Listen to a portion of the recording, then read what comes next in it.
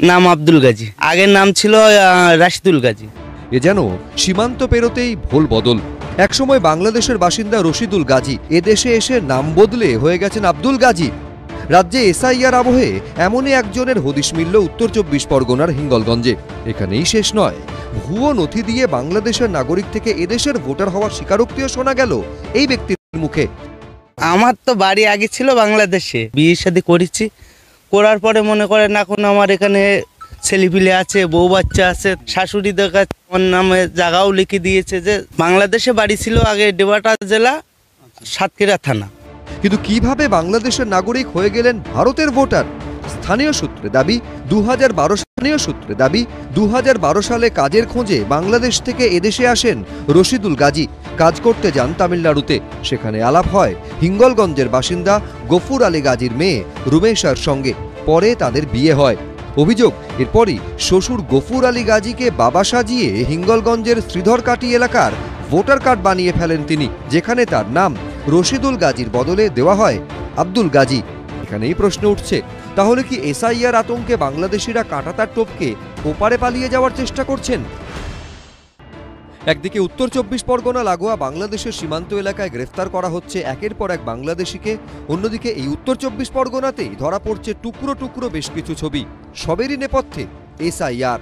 পশ্চিমবঙ্গে এসআইআর ঘোষণা হতেই বদলে যাচ্ছে উত্তর ২৪ পরগনার একাধিক জায়গার ছবি। কোথাও কাজ ছেড়ে চলে যাচ্ছেন পরিচারিকা ও গৃহসহায়িকারা, কোথাও একের পর এক বাড়িতে ঝুলছে তালা। কারুর এলাকায় পরিচিতি রহিমার মা নামে, কাউকে আবার অন্য নামে চেনেন এলাকাবাসী। বিরাটি, বিশরপাড়া, নিউ ব্যারাকপুরের বিভিন্ন এলাকার গৃহকর্ত্রীদের অনেকেই দাবি করছেন হঠাৎই কাজ ছেড়ে বাংলাদেশে ফিরে যাচ্ছেন তাদের গৃহসহায়িকারা। ওনার নামটা ঠিক জানি না, ওনার মেয়ের নাম রহিমা, তো আমরা রহিমার মা বলে ডাকতাম। হঠাৎই চলে গেছেন, বলেছেন যে এরকম পরিস্থিতিতে আর কাজ করতে পারবে না। কিন্তু বাংলাদেশ চলে গেছেন এটা বলেননি, কোথায় গেছে আমরা জানি না।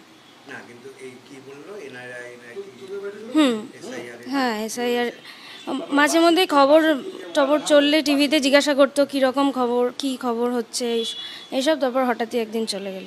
ওনারা যেহেতু ডিটেনশন ক্যাম্পে যেতে চান না, তাই জন্য ওনারা চেষ্টা করছেন যেন এখান থেকে চলে যাওয়া যায়, বাংলাদেশে আবার ফিরে যাওয়া যায়। এইসব অঞ্চলে পরিচারিকাদের একাংশের হঠাৎ উবে যাওয়া ঘিরে দানা বাঁধছে রহস্য। প্রশ্ন উঠছে, তারা কি তাহলে বাংলাদেশি অনুপ্রবেশকারী? তাই কি এসআইআর ঘোষণা হতেই উধাও হয়ে যাচ্ছেন? উত্তর ২৪ পরগনার বিশরপাড়া থেকে অনেকেই যখন বাংলাদেশে ফেরার তোড়জোড় করছেন, তখন একচিলতে বাড়ির উঠোনে বসে আতঙ্কের প্রহর গুনছেন মোহাম্মদ আলম। আমার তো বাংলাদেশেও কিছু নেই, এখানেও কিছু নেই। এখন ডকুমেন্টস না থাকলে তো চলে যেতে হবে, এর জন্য আতঙ্ক রয়েছে। না, কিছু নেই। আমার ওই 2006-এর লাইসেন্স আছে, লাইসেন্সের পরে তারপরে সব করেছি আমি। এই আতঙ্ক গ্রাস করছে ২৬ বছরের সামাদ মিদ্দাকেও। কলকাতা বিমানবন্দরে কন্ট্রাকচুয়াল ওয়ার্কারের কাজ করেন তিনি।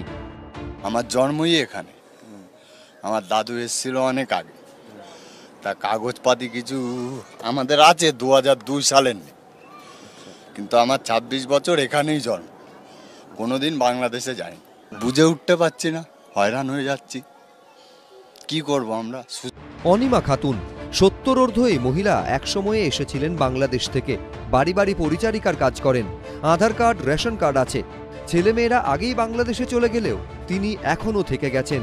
রয়ে গেছেন তার কলেজ পড়ুয়া নাতনিও। বলছি, আপনার বাড়ি কোথায় ছিল বাংলাদেশে?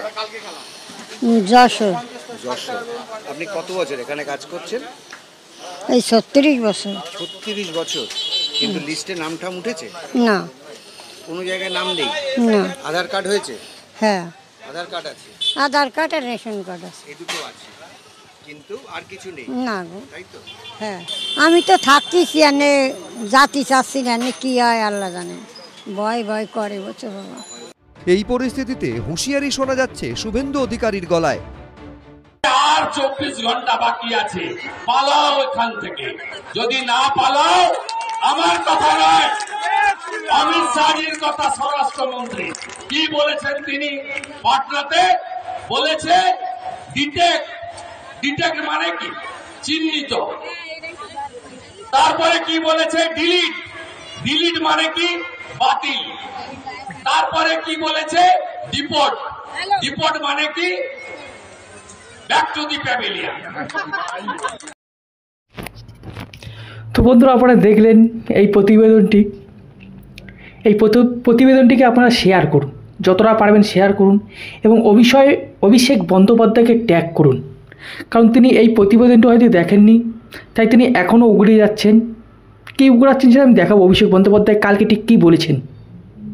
এবং আমার প্রশ্ন হলো, এই যে তৃণমূল সরকার আছে পশ্চিমবঙ্গে, এনারা কি এখন বলতে পারবে যে এনারা কেউই অবৈধ বাংলাদেশি নয়? তা তো কার্যত মিডিয়ার সামনে এসে শুনতে পাচ্ছেন আপনারা, স্বীকারোক্তি দিচ্ছে যে হ্যাঁ আমরা বাংলাদেশি। আর প্রথম জনাকে তো দেখলেন বাংলাদেশ থেকে অন্য নাম নিয়ে ভারতবর্ষে এসেছে, তামিলনাড়ু তো কাজে গেছেন, সেখানে অন্য নামে কাজে গেছে, তারপর পশ্চিমবঙ্গে বিয়ে করে শ্বশুরকেই বাবা বানিয়ে নিয়েছে, ভাবতে পারছেন? তো এখন কি অভিষেক বন্দ্যোপাধ্যায় বা তৃণমূলের সুপ্রিম মমতা বন্দ্যোপাধ্যায় তারা কি বলতে পারবে যে আমাদের পশ্চিমবঙ্গে একটিও অবৈধ বাংলাদেশি নয়? এবার বুঝতে পারছেন তো কেন আমাদের পশ্চিমবঙ্গের মানুষরা ভিন রাজ্যে কাজে গেলে আক্রান্ত হয়? এই সমস্ত কারণের জন্যই। এর জন্য দায়ী কে বন্ধুরা? দায়ী তো আমরা, আমাদের রাজ্য সরকার। তারা কার্যত এনাদেরকে পুষে রেখেছেন। এবং আধার কার্ড, ভোটার কার্ড শুনলেন তো, সবার কাছেই রয়েছে, আধার কার্ডও রয়েছে, ভোটার কার্ডও রয়েছে। কি একটা ব্যবস্থা করেছেন। এবার যখন চাল থেকে কাকড় বাজবেন, তখন তো দু একটা চাল মাটিতে পড়বেই, অবশ্য সেগুলোকে আবার তুলেও নেওয়া হয়। ব্যাপারটা বুঝতে পারছেন তো কী জল ঘোলা করছেন? এতদিন তারা চুপচাপ বসেছিল, ভাবছিলেন, তারা হয়তো ভেবেছিল যে মমতা বন্দ্যোপাধ্যায় হয়তো কিছু করতে পারবেন, কিন্তু যখন তারা কিছু করতে পারছেন না, দেখছেন যে মমতা বন্দ্যোপাধ্যায় কিছু করতে পারছেন না, তাই তারা নিজেরাই পালিয়ে যাচ্ছেন।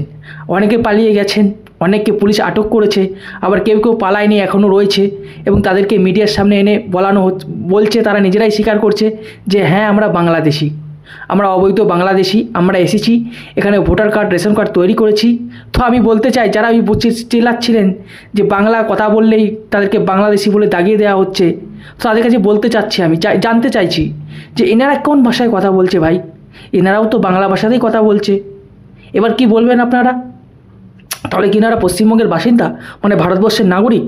অবশ্যই কমেন্টে জানান বন্ধুরা, এবং এই ভিডিওটিকে শেয়ার করুন, এই প্রতিবেদনটিকে শেয়ার করুন, এবং অভিষেক বন্দ্যোপাধ্যায়কে ট্যাগ করুন যে হয়তো তিনি এই প্রতিবেদনটি দেখেননি, তিনি এখনও উগড়ে যাচ্ছেন যে বাংলা ভাষায় কথা বললে তাদেরকে বাংলাদেশি বলে দাগিয়ে দেওয়ার চেষ্টা করছে। তাহলে অভিষেক বন্দ্যোপাধ্যায় কি এই প্রতিবেদনটা এখনই দেখেননি যে কীভাবে অবৈধ বাংলাদেশিরা ঢুকে রয়েছে? এবং আপনাদের উত্তর 24 পরগনার নিউজটা দেখালাম, যেখানে যারা লোকের বাড়িতে কাজ করতো তাদেরকে খুঁজে পাওয়া যাচ্ছে না, পুরোপুরি তারা গায়েব হয়ে গেছে, পালিয়ে গেছে কার্যত।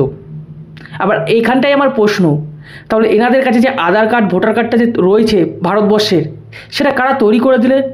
একটু কমেন্টে জানাবেন তো বন্ধুরা। এনাদের তো বিচার হচ্ছে, তাদের বিরুদ্ধে কি কোনো বিচার হবে? অবশ্যই কমেন্টে জানান। এবং আপনাদের যদি দুঃখ লাগতে পারে এনাদের মুখ দেখে, যে কি কান্দ মুখ, এনারা চলে যাবেন ভারতবর্ষ থেকে, আপনাদের দুঃখ লাগতেই পারে। কিছু দুঃখপন্থীরও লোক আছে যাদের দুঃখ লাগা উচিত, দুঃখ লাগছে হয়তো। তো আমি বলবো, যখন আসামিকে অ্যারেস্ট করা হয়, ধর্ষককারী হোক, খুনি হোক, তাদের মুখটাকেও এরকম কিন্তু দুঃখ লাগে, দেখবেন কি তাদেরকে কি ছাড়া হয়? তাদেরকে তো ছাড়া হয় না, আইনি প্রসেস হয়, তাদের শাস্তি দেওয়া হয়। তো এই সমস্ত লোকেরা তো সেই অর্থে শাস্তিযোগ্য। তারা কেন এসেছেন ভারতবর্ষে? আসার কি দরকার ভাই? তারা কি জানেন না যে কোনো দেশ থেকে এক দেশ থেকে আরেক দেশে আসতে গেলে বৈধ কাগজপত্র লাগে? তারা কেন আসবে আমাদের দেশে এবং আমাদের সমস্ত কাজকর্ম খেয়ে নিচ্ছে এনারা? আবার এদিকে বলবেন যে বাংলাতে কথা বললেই নাকি বাংলাদেশি। ভাই, এনারাও তো বাংলায় কথা বলছে, তাহলে এনারা কি বাংলাদেশি নয়? অবশ্যই কমেন্টে জানান। দেখুন, এই সমস্ত বাংলাদেশে খোঁজার ক্ষেত্রে আমি তো বললাম একটা দুটো মিস্টেক হতেই পারে, সেখানে আমাদের পশ্চিমবঙ্গের বাসিন্দারাও একটু বিপর্যস্ত হয়, তাদের মান সম্মান চলে যায়, কিন্তু পরবর্তীকালে তাদেরকে আবার ঘুরিয়েও আনা হয় এবং তাদেরকে আবার ছেড়েও দেওয়া হয়, ওই ঠিক কাকড় বাছার মতন। একটু কিন্তু অসুবিধা হবে। আর এই দায়ভার কার নিতে হবে? এই দায়ভার তো তৃণমূল কংগ্রেসকে নিতে হবে। কারণ আমি আবারও বলছি, মানলাম যে কেন্দ্র সরকারের ব্যর্থ হয়ে তারা ঢুকে পড়েছে, আমি মেনে নিচ্ছি, তাহলে তাদের কাছে আমাদের পশ্চিমবঙ্গের আধার কার্ড, পশ্চিমবঙ্গের আধার কার্ড নয়, পশ্চিমবঙ্গের ঠিকানায় Aadhaar card, voter card, ration card কী করে তৈরি হয়ে গেল বলুন তো? অবশ্যই ট্যাগ করুন। আর অভিষেক বন্দ্যোপাধ্যায় কী বলেছে আমি একবার আপনাদের দেখানোর চেষ্টা করব। বেশি বড় ভিডিও করব না, তাই অভিষেক বন্দ্যোপাধ্যায়কে ট্যাগ করুন, কারণ তিনি এখনও এই প্রতিবেদনটি দেখেননি। তো দেখুন অভিষেক বন্দ্যোপাধ্যায় কী বলছে, আপনাদের একটু শোনানোর চেষ্টা করি আমি। বলে দাগিয়ে দিয়ে তাকে অপমান করতে চাইছে, শুধু বাংলায় কথা বলে বলে বলে তাকে বাংলাদেশি বলতে চাইছে, তাদের বিরুদ্ধে এই লড়াই আগামী দিন আরো তীব্রতর হবে এবং দিল্লিতে গিয়ে পৌঁছাবে। আমি বলেছিলাম যে একটা যোগ্য লোকের নামও যদি বাদ যায় তাহলে তৃণমূল কংগ্রেস আগামী। শুনলেন বন্ধুরা অভিষেক বন্দ্যোপাধ্যায় কী বলছেন। তিনি কার্যত বলছেন যে একটা যদি যোগ্য লোকের নাম বাদ যায় তাহলে তিনি দিল্লি ঘেরাও করবেন। কিন্তু আমার প্রশ্ন হলো, তিনি এই কথাটাও তো বলতে পারতেন আরেকটি, যে একজনও অবৈধ বাংলাদেশির নাম যেন না থাকে, তাহলেও কিন্তু দিল্লি ঘেরাও হবে। কই একবার তো সেটা বলছেন না। তাহলে মানে তাদের মনের ইচ্ছা কী, যে অবৈধ ভোটাররা থাকুক বা অবৈধ বাংলাদেশি ভোটাররা পশ্চিমবঙ্গে থাকুক, তাই কি তৃণমূলের মনের ইচ্ছা? নাহলে তারা সবসময় বলছে যে একটা বৈধ ভোটারের নাম যেন বাদ না যায়, অথচ তারা একবারও বলছে না যে একজনও অবৈধ বাংলাদেশির নাম যেন এই ভারতবর্ষের ভোটার কার্ডের লিস্টে যেন না থাকে। একবারও কি বলছে? আপনারাই বিচার বিবেচনা করবেন যে কারা পশ্চিমবঙ্গের ভালো চাইছে, আপনারাই বিচার বিবেচনা করবেন যে কারা পশ্চিমবঙ্গের মানুষের কাজ খাচ্ছে, আপনারাই বিচার বিবেচনা করবেন দুটো ভোটের জন্য, ভোটের কারণে। তো রাখছি বন্ধুরা, ভালো থাকুন, সুস্থ থাকুন, রাম রাম। আমি আবার ভিডিও নিয়ে আসবো, তো আপনারা তখন ভিডিওটিকে ট্যাগ করুন অভিষেক বন্দ্যোপাধ্যায়কে, সেটাই আমি বলছি আর কি। তো রাখছি বন্ধুরা, ভালো থাকুন।